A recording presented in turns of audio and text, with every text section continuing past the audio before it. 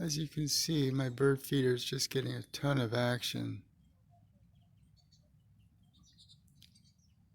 Mostly goldfinch, lesser goldfinch, but also purple finch, house finch. You can see him on my feeder, but you can also see him in the tree in the background. There's just a ton of them hanging out, waiting for the right moment. There's also some juncos around, some white-breasted nuthatch. There's some woodpeckers around. Don't know if we'll see any of those, but quite a variety, I must say. And they're just beautiful, beautiful birds.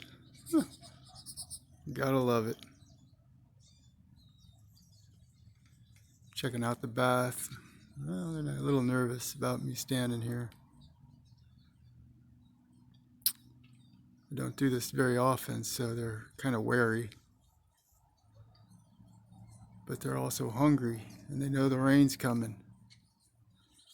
So they got to get their goodies while they can. There you have it. Santa Rosa, California.